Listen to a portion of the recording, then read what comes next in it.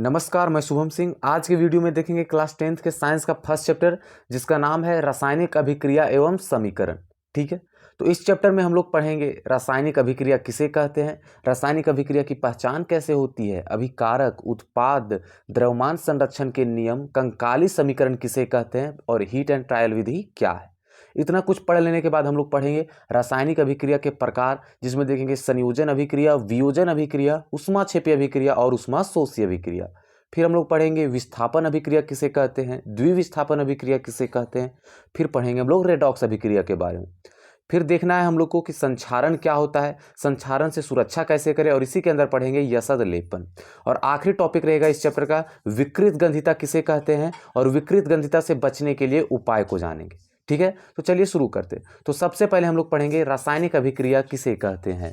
तो ऐसी अभिक्रिया जिसमें नए गुणों वाले पदार्थों का निर्माण होता है रासायनिक अभिक्रिया कहलाता है। ठीक है, जिस अभिक्रिया में नए गुण वाले पदार्थ का निर्माण हो उसे क्या बोलते हैं, रासायनिक अभिक्रिया बोलते हैं। उदाहरण की बात करें तो भोजन का पाचन, जब हम लोग भोजन करते हैं तो उसका पेट में पाचन होता है और नए गुणों वाले पदार्थों का निर्माण होता है। ठीक है, एक और उदाहरण की बात करें तो श्वसन, लोहे पर जंग लगना, मैग्नीशियम फीते का जलना और दही का बनना, ये सब क्या है, रासायनिक अभिक्रिया के उदाहरण है। ठीक है, अब पढ़ते हैं हम लोग आखिर रासायनिक अभिक्रिया की पहचान कैसे की जाती है। रासायनिक अभिक्रिया के पश्चात निर्मित नए पदार्थों के गुणों में परिवर्तन, यदि वह पहले खट्टा था तो अब मीठा हो गया है। आगे है अवस्था में परिवर्तन, यदि वह पहले ठोस था तो अब द्रव्य हो गया है। रंगों में परिवर्तन, यदि वह पहले ब्लू था तो अब रेड हो गया है। तापमान में परिवर्तन, यदि वह पहले ठंडा था तो अब गर्म हो गया है। उष्मा का उत्सर्जन, निर्मित नए पदार्थों से उष्मा निकल रहा है। और आखिरी पॉइंट है उष्मा का अवशोषण। थोड़ा अजीब लगता होगा ये सब सुनने में, कोई बात नहीं, हम लोग को यही सब पढ़ना है इस चैप्टर में। ठीक है, अब आगे बढ़ते। अब हम लोग पढ़ेंगे अभिकारक किसे कहते हैं। रासायनिक अभिक्रिया में भाग लेने वाले पदार्थ को अभिकारक कहते हैं और वहीं रासायनिक अभिक्रिया में निर्माण हुए पदार्थ को उत्पाद कहते हैं। चलिए हम लोग एक उदाहरण से समझते हैं। जिस प्रकार हाइड्रोजन और ऑक्सीजन रासायनिक अभिक्रिया करके जल का निर्माण कर रहा है, इसमें हाइड्रोजन और ऑक्सीजन अभिकारक कहलाएंगे और निर्मित नए पदार्थ उत्पाद कहलाएंगे। मतलब एरो के ये साइड वाला भाग अभिकारक कहलाता है और इधर वाला भाग उत्पाद कहलाता है। मतलब जो रासायनिक अभिक्रिया में भाग लेंगे, जैसे कि हाइड्रोजन और ऑक्सीजन, अभिकारक कहलाएंगे और वहीं रासायनिक अभिक्रिया द्वारा निर्माण हुए नए पदार्थ को उत्पाद कहेंगे। आया बात समझ में। यहाँ पे एक टॉपिक है कि द्रव्यमान संरक्षण के नियम किसे कहते हैं। तो किसी भी रासायनिक अभिक्रिया में ना तो द्रव्यमान का निर्माण होता है और ना ही विनाश। इसका कहने का मतलब है कि रासायनिक अभिक्रिया में भाग लेने वाले अभिकारक और रासायनिक अभिक्रिया के बाद निर्मित उत्पाद का द्रव्यमान बराबर रहता है। तो अब हम लोग इस समीकरण के माध्यम से समझ सकते हैं कि इसमें हाइड्रोजन के 2 अणु ने भाग लिया था और उत्पाद में भी हाइड्रोजन के 2 अणु हैं। लेकिन यहाँ पे ऑक्सीजन के भी 2 अणु ने भाग लिया था, लेकिन उत्पाद में ऑक्सीजन का एक ही अणु है। तो ये गड़बड़ हो गया। तो अब हम लोग को इस समीकरण को संतुलित करना होगा। यहाँ पे क्वेश्चन बनता है कि रासायनिक समीकरण को संतुलित क्यों किया जाता है। तो द्रव्यमान संरक्षण के नियम के अनुसार किसी भी रासायनिक अभिक्रिया में ना तो द्रव्यमान का निर्माण होता है और ना ही विनाश। यही कारण है रासायनिक समीकरण को संतुलित करने का। ठीक है, अब आगे बढ़ते हैं। यहां तक तो हम लोग को पता चल गया है कि यह समीकरण संतुलित नहीं है, मतलब यह असंतुलित रासायनिक समीकरण है। तो असंतुलित रासायनिक समीकरण को क्या कहते हैं, तो असंतुलित रासायनिक समीकरण को कंकाली समीकरण कहते हैं। तो चलिए इस समीकरण को हम लोग एक बार संतुलित करने का कोशिश करते हैं।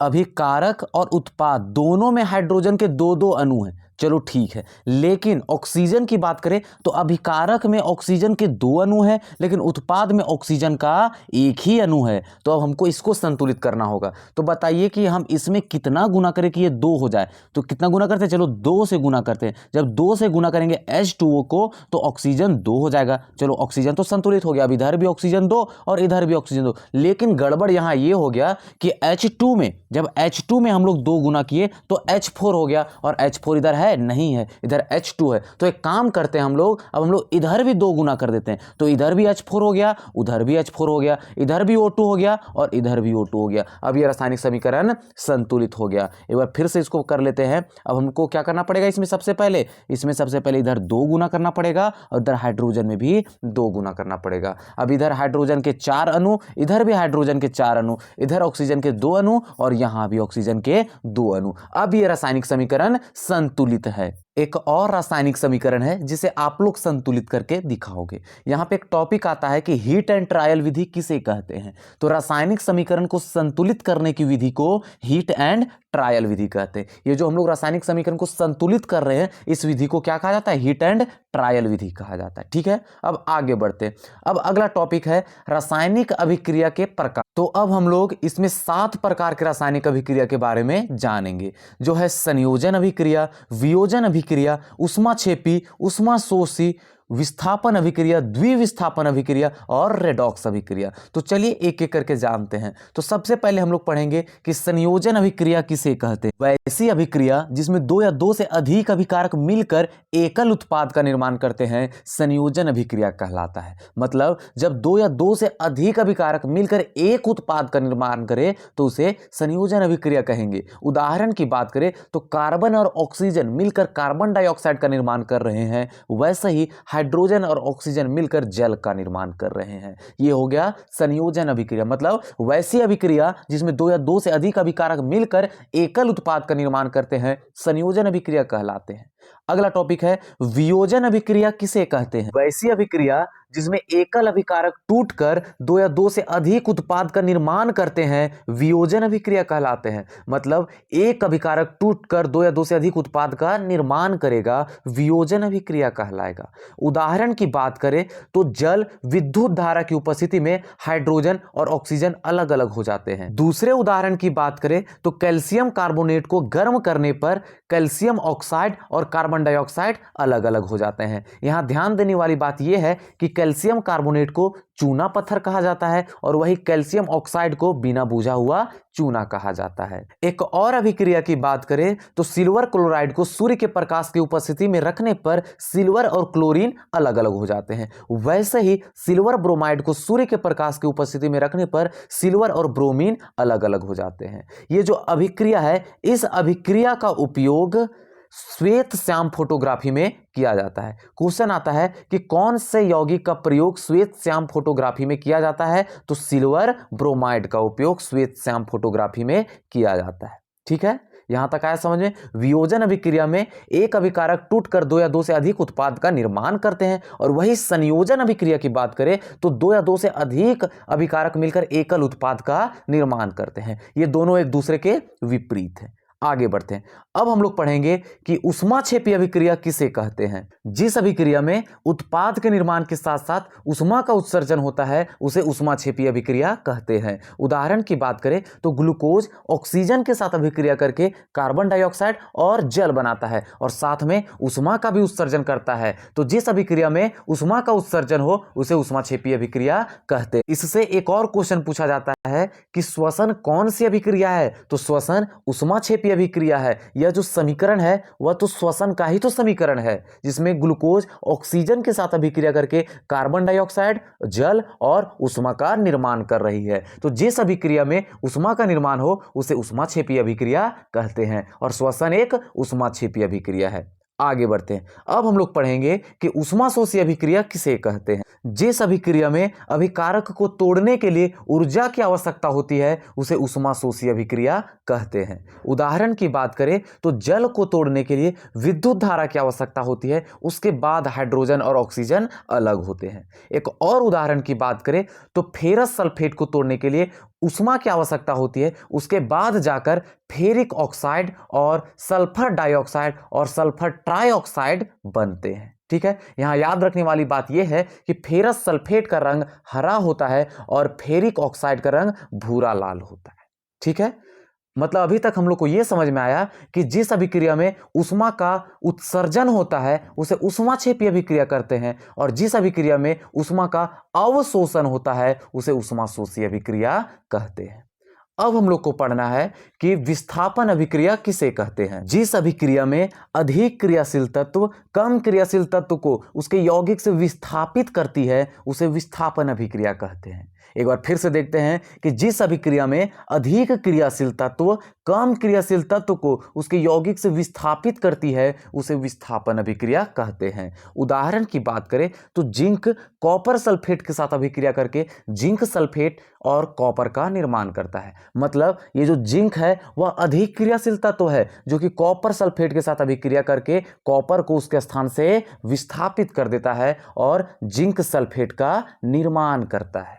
आया बात समझ में? कॉपर सल्फेट की बात करें तो इसका रंग नीला होता है और वहीं जिंक सल्फेट का रंग रंगहीन होता है। एक और उदाहरण की बात तो आयरन कॉपर सल्फेट के साथ अभिक्रिया करके आयरन सल्फेट और कॉपर का निर्माण कर रही है, जिससे पता चलता है कि आयरन अधिक क्रियाशील तत्व है जो कॉपर सल्फेट से कॉपर को विस्थापित कर उसके स्थान को ग्रहण करके आयरन सल्फेट और कॉपर का निर्माण कर रही है। और हम लोग जानते हैं कि कॉपर सल्फेट का रंग नीला होता है और वहीं आयरन सल्फेट का रंग हरा होता है। कॉपर सल्फेट की बात करें तो इसे क्यूप्रिक सल्फेट, नीला थोथा और तूतिया के नाम से जाना जाता है। अब हम लोग पढ़ेंगे कि द्विविस्थापन अभिक्रिया किसे कहते हैं। तो जिस अभिक्रिया में अभिकारकों के बीच आयनों का आदान प्रदान हो उसे द्विविस्थापन अभिक्रिया कहते हैं। उदाहरण की बात करें तो सोडियम सल्फेट बेरियम क्लोराइड के साथ अभिक्रिया करके बेरियम सल्फेट और सोडियम क्लोराइड का निर्माण करता है। यहाँ जो बेरियम सल्फेट है यह जल में अविलय है और जो भी पदार्थ जल में अविलय रहता है तो वह नीचे बैठ जाता है और ऐसे पदार्थ को अवक्षेप कहते हैं। मतलब बेरियम सल्फेट क्या है? एक अवक्षेप है और इसका रंग सफेद होता है। यहाँ क्वेश्चन बनता है कि अवक्षेपन अभिक्रिया किसे कहते हैं? तो जिस अभिक्रिया में अवक्षेप का निर्माण हो उसे अवक्षेपन अभिक्रिया कहते हैं। और बेरियम सल्फेट का रंग कैसा रहता है? श्वेत रहता है। कुछ और आपके सामने उदाहरण है द्विविस्थापन अभिक्रिया के। ठीक है, अब हम लोग आगे बढ़ते हैं। अब अगला टॉपिक है कि उपचयन किसे कहते हैं।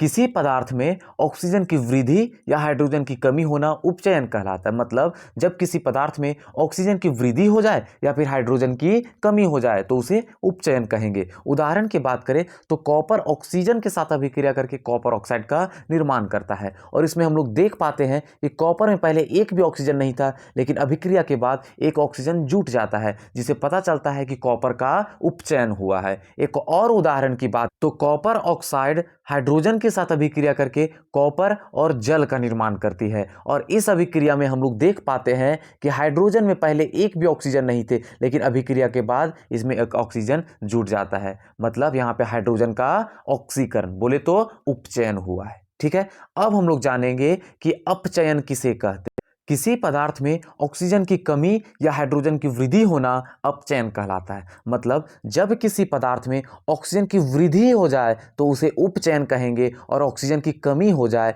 तो उसे अपचयन कहेंगे। उदाहरण की बात करें तो जल में विद्युत धारा प्रवाहित करने पर हाइड्रोजन और ऑक्सीजन अलग अलग हो जाते हैं और हम लोग इस समीकरण में देख पाते हैं कि हाइड्रोजन के साथ पहले ऑक्सीजन का एक अणु था, लेकिन अभिक्रिया के बाद हाइड्रोजन अकेला है, उसके साथ ऑक्सीजन नहीं है। मतलब यहाँ पे क्या हुआ? ऑक्सीजन की कमी हो गई। और जिस अभिक्रिया में ऑक्सीजन की कमी हो जाए उसे क्या बोलेंगे? अपचयन बोलेंगे। मतलब यहाँ पे पानी में क्या हो गया? ऑक्सीजन की कमी हो गई, मतलब इसका अपचयन हो गया। एक और उदाहरण की बात करें हम लोग देख पाते हैं कि कॉपर ऑक्साइड हाइड्रोजन के साथ अभिक्रिया करके कॉपर और जल का निर्माण करती है और इसमें देखते हैं कि कॉपर में पहले ऑक्सीजन का एक अणु था, लेकिन अभिक्रिया के बाद कॉपर अकेला है, जिससे पता चलता है कि कॉपर का अपचयन हुआ है। यहाँ पे ऑक्सीजन की कमी हुई है। आई बात समझ में? मतलब जिस पदार्थ में ऑक्सीजन की वृद्धि हो उसे उपचयन बोलेंगे और जिस पदार्थ में ऑक्सीजन की कमी हो उसे अपचयन बोलेंगे।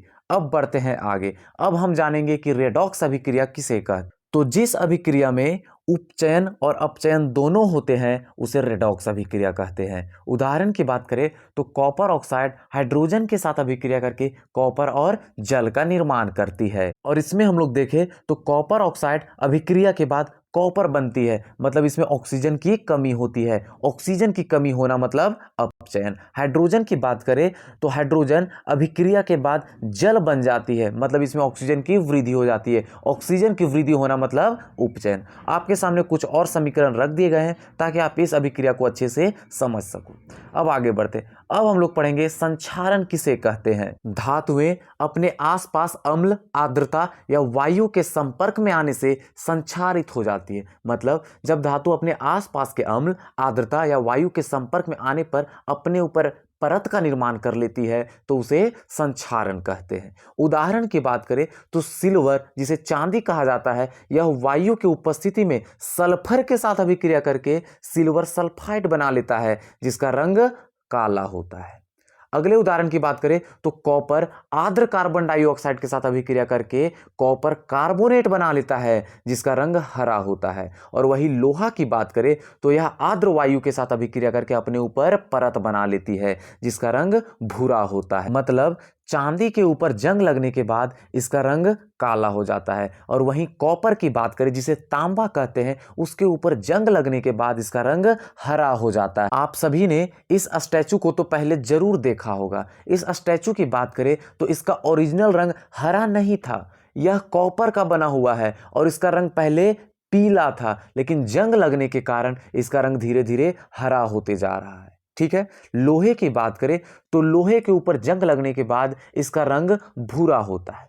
आया बात समझ में? ये थी संक्षारण। अब हम लोग समझते हैं कि संक्षारण से सुरक्षा कैसे किया जा सकता है। पेंट करके, तेल लगाकर, ग्रीस लगाकर, विद्युत लेपन करके, यशद लेपन करके, क्रोमियम लेपन करके, एनोडीकरण करके या फिर मिश्र धातु बनाकर संक्षारण से बचा जा सकता है। इन सारे टॉपिकों को हम लोग धातु और अधातु में पढ़ चुके हैं। ठीक है। यहाँ पे हम लोग यशद लेपन के बारे में थोड़ा सा देख लेते हैं कि यशद लेपन किसे कहते हैं। लोहा एवं इस्पात को जंग से सुरक्षित रखने के लिए उन पर जस्ते की पतली परत चढ़ाई जाती है, जिसे यशद लेपन कहते हैं। आया बात समझ में? अब हम लोग पढ़ेंगे कि विकृत गंधिता किसे कहते हैं। तैलीय या वसा युक्त खाद्य सामग्री ऑक्सीजन के संपर्क में आने पर उनके रंग, गंध या स्वाद बदल जाते हैं, जिससे खाद्य सामग्री खराब हो जाती है और इसी को विकृत गंधिता कहते हैं। आया बात समझ में? अब हम जानेंगे कि विकृत गंधिता से बचने के लिए उपाय। पहला उपाय है कि ऑक्सीजन के स्थान पर नाइट्रोजन गैस का उपयोग करके, मतलब ये जो भोज्य पदार्थ है वह ऑक्सीजन के साथ अभिक्रिया करके खुद को खराब कर लेती है। हम एक काम करते हैं, यहाँ से ऑक्सीजन हटाते हैं और नाइट्रोजन गैस डालते हैं, जिसके कारण ये जो भोज्य पदार्थ है वह ऑक्सीजन के साथ अभिक्रिया नहीं कर पाएगी। अब यहाँ पे दिमाग में आएगा तो ऑक्सीजन के साथ नहीं करेगी तो नाइट्रोजन के साथ कर लेगी, तो नहीं, नाइट्रोजन एक अक्रिय गैस है, यह नाइट्रोजन के साथ अभिक्रिया नहीं कर पाएगी। ठीक है। अगला पॉइंट, प्रति ऑक्सीकारक रसायनों का प्रयोग करके, मतलब भोज्य पदार्थ में प्रति ऑक्सीकारक रसायन को मिला दो, जिसके कारण यह ऑक्सीजन के साथ अभिक्रिया नहीं कर पाएगी। अगला पॉइंट है वायुरोधी बर्तन का उपयोग करके, मतलब ऐसा बर्तन का प्रयोग करो जो पूरा का पूरा पैक हो, उसमें वायु घुस ही ना पाए, तो यह ऑक्सीजन के साथ अभिक्रिया कैसे करेगी। ठीक है। अगला पॉइंट है शीतलन का उपयोग करके, मतलब फ्रीज का उपयोग करके। आया बात समझ में? यहाँ पे क्वेश्चन बनता है कि चिप्स की थैली में कौन से गैस का प्रयोग किया जाता है, मतलब कौन से गैस का उपयोग किया जाता है, तो नाइट्रोजन गैस का उपयोग किया जाता है। जो चिप्स की थैली आती है उसमें नाइट्रोजन गैस भरा जाता है। आया बात समझ में? चैप्टर हो जाता है खत्म। अगर इसका पीडीएफ चाहिए तो डाउनलोड करना पड़ेगा टेलीग्राम और उसमें सर्च करना पड़ेगा ज्ञान तंत्र 0, वहां पे पीडीएफ बिल्कुल फ्री में मिल जाएगा। आया बात समझ में? अब मिलेंगे कोई और वीडियो में, अभी के लिए इतना ही।